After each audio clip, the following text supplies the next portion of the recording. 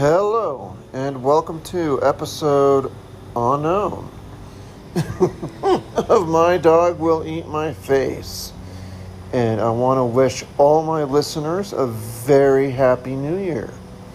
The reason why I say episode unknown is because I've already recorded episode 20. It's in editing. It's going to be released on Tuesday per usual.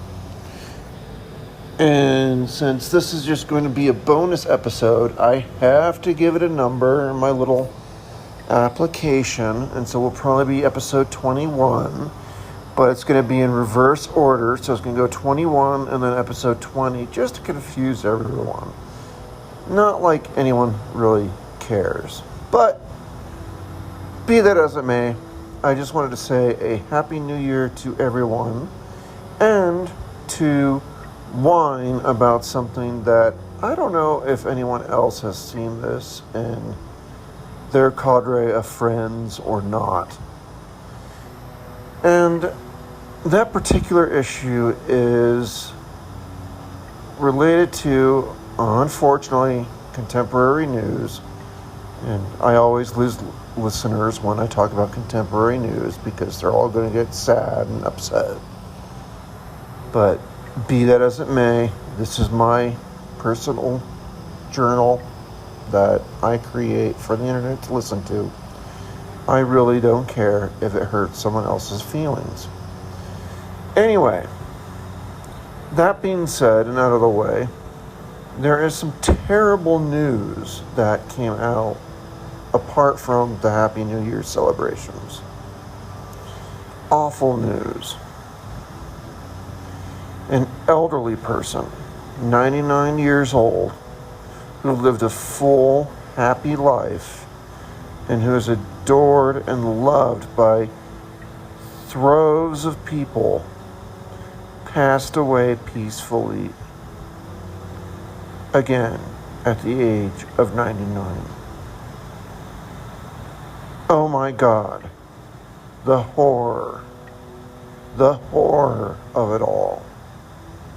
Of course, I'm talking about Betty White, who I love much as anybody else, I suppose, but I've experienced something weird in my circle of friends, and I don't know if anyone else has experienced this too.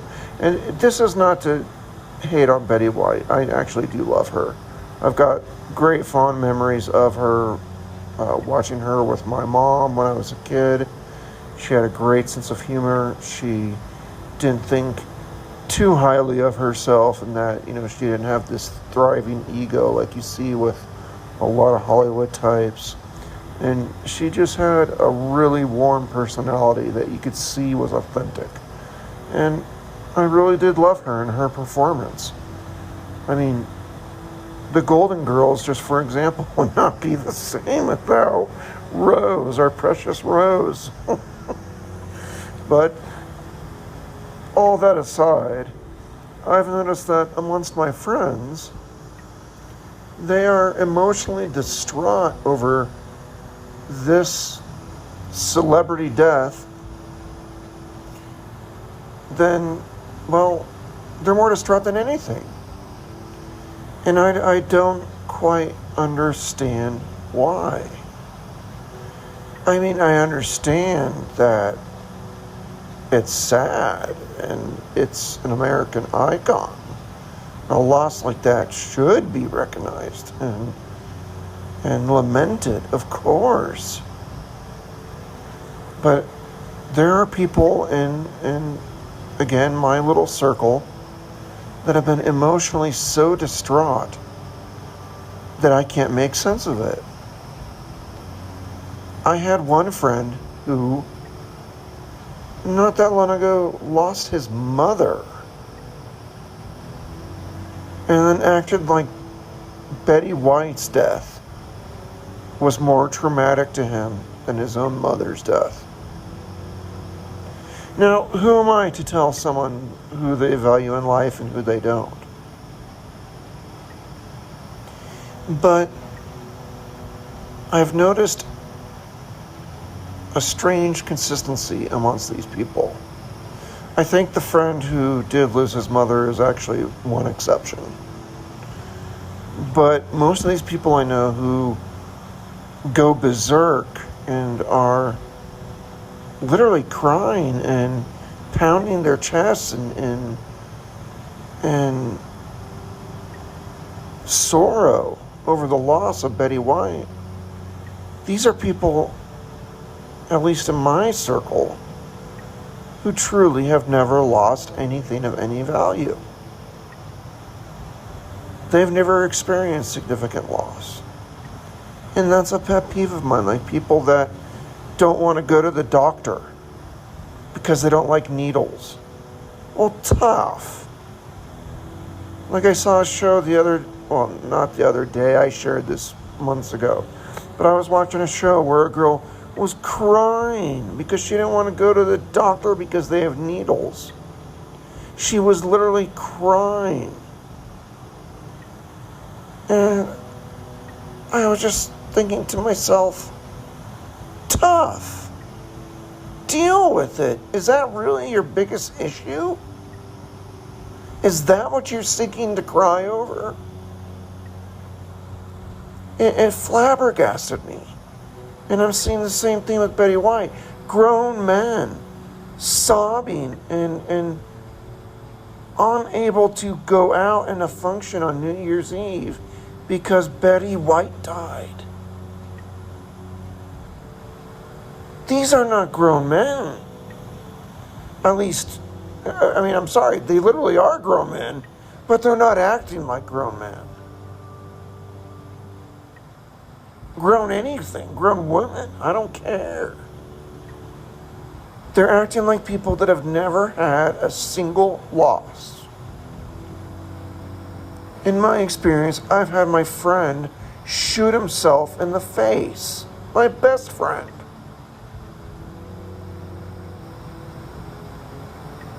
I've had my mother die. I've had my dog die on me, suddenly. He was my third dog, too, to have died on me. I've had real death, humans, not just dogs. I had another good friend hang himself. And I've been to their funerals. I've talked to their fathers that found the body. I've seen horrific loss. And I've experienced it. And I am sorry. But Betty White did not even know you existed. Trust me, buddy. This is what I want to say to my friends. She doesn't care about you. She never did. There's no reason to cry. But they do. And I just feel that so much of our society and so much of our people are so pampered. They're so inexperienced with loss. Could you imagine your grandfather surviving Pearl Harbor, crying over Betty White dying at 99 years old?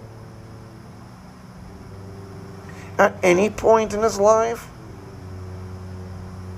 Could you imagine your mother, who was a nurse, on the front lines in West Germany, crying over a celebrity death of any sort? Over someone who surely did not even know they existed? Of course not. The greatest generation of our people would be shocked and horrified to see our people react this way. An elderly person died at 99 years old. Yes, that's going to happen. And I have friends that are checking out their New Year's, they literally turned around and went back to bed because they could not handle it. Because Betty White died. And I'm sorry, I've got to blame the fact that they have no real emotional loss in their lives. They have no sense of loss, and they're so coddled, that they can't even fathom the slightest loss. These are the same people that don't talk to me and don't want to hang out with me because I tell them, oh, by the way, I'm dying. They don't want to hear that. They don't want to deal with that. They reject me because they can't handle it.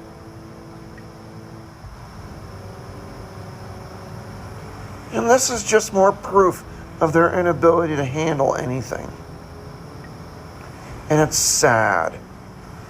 It's sad for me because I'm still alive and I have to live with these people that can't handle a freaking parking ticket.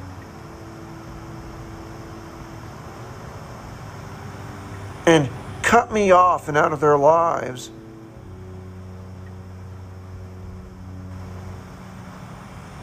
In every possible way except maybe chat. And then retreat to their bedroom on New Year's Eve because Betty White died.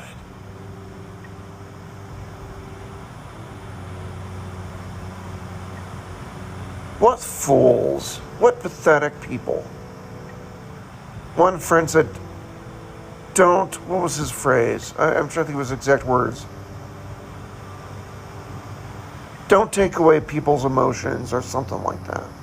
Well, I am. I am taking away those emotions. Those emotions are ridiculous. You're stupid to have those emotions. And everyone before me, and your grandfather would agree with it. Your grandmother would agree with it. Your parents would probably agree with it. And you need to grow up. That's my message to people that are so hurt by the loss of a celebrity that they can't go out on New Year's Eve. At least go out and do a cheers to them. It just blows my mind. It blows my mind. And that's all I really wanted to say in this short podcast, if you want to call it that. These people that don't have any emotional loss, sense of it whatsoever, are just the most pathetic of human beings I could ever imagine. And if that gets me hate, so be it. I don't care. These are my thoughts. These are my feelings. Oh, that's right. That's what my friend said. Don't invalidate their emotions. Great. I won't. Don't invalidate my emotions either. Your emotions are ridiculous and over the top and turn you into a child. So, don't invalidate my emotions, as we like to put it today.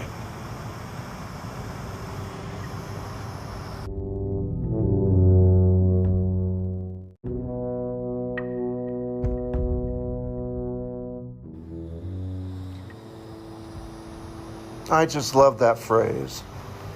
Don't invalidate their emotions. Invalidate. What does that mean, invalidate? To say that their emotions are not valid. I mean, everyone is entitled, I suppose. Well, I don't suppose. I know. Everyone is entitled to have whatever emotion they can have. At any time, at any place. Every one of us can have whatever emotion is under the sun, anywhere, anytime. And that's true. But that doesn't mean that that emotion is, one, appropriate, two, thoughtful, three, even likable.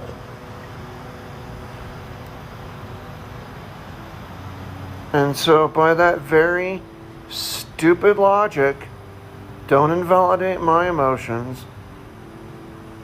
Yeah, clearly I'm emotional about people that can't be unemotional, which is a weird, bizarre way to think about it. And I realize that there is a cross there. I'm emotional over people that can't be unemotional. So, I realize the irony in that, and I realize that me expressing this emotion is probably inappropriate, let's say in a meeting at work. It's probably inappropriate to express this at Betty's funeral or to her family. But for crying out loud, at least I realize that. And at least I realize that these people that are so distraught, I mean, I've never seen it. I've never seen people so distraught over a celebrity death. And they see no harm in it. And instead, I'm invalidating their emotions. I mean, I guess, yes, I'm saying you're stupid. These are people you don't know. They didn't know you for sure. They didn't even know you existed.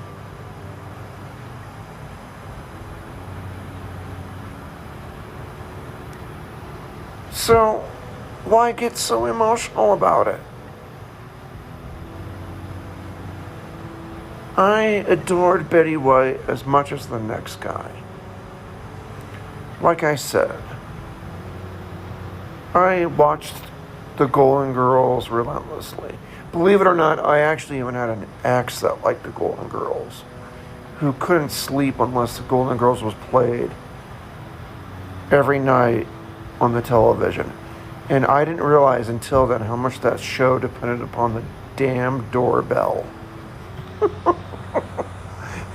to be some sort of cue in the plot of the show.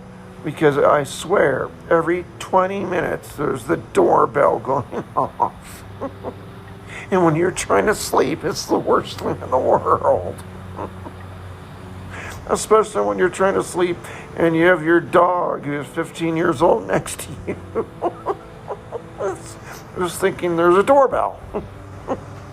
So, anyway, yes, I know I know Rose, I know Betty White.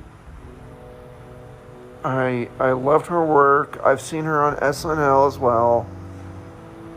You know, I think she was a great actress and an icon, and her early work was amazing. She was, oh my gosh, she was smoking when she was younger. Holy, I mean, pay a tribute to her. If you want to respect the woman who just passed, go look at her very first work and her early work, and you're just going to be like, mouth dropped. It's just, wow. She was one hot tamale. I'm sorry. But anyway, it just doesn't even register on my mind as something worthy of shutting down and not going out or refusing to get up in the morning, or throwing a tantrum, or crying even because she died at the ripe old age of 99 of natural causes. When I've gone to my best friend's funeral, who was a child, who shot his face off,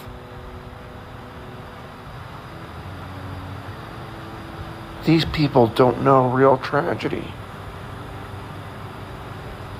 And I'm not saying more people need to experience that, because that's awful.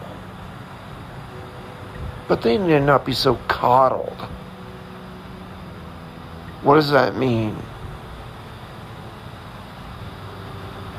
I think that means they need to be told that it's childish to have that kind of emotional reaction to a celebrity death as an adult. It's not invalidating their stupid emotion. It's still a stupid emotion, but call it what it is. It is an incredibly dumb emotion. And they should wise up and grow up.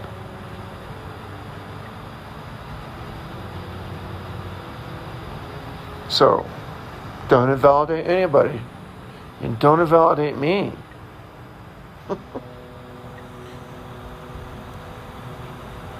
If they're owed their emotion, I'm owed my emotion. But, be that as it all may, I regress and say Happy New Year to everyone, and let's hope 2022 is less of a fustercluck than 2021. How about that? I think that's a fair goal. Yeah, let's work on that. And it might be, well, it's most likely the year I'll die in. So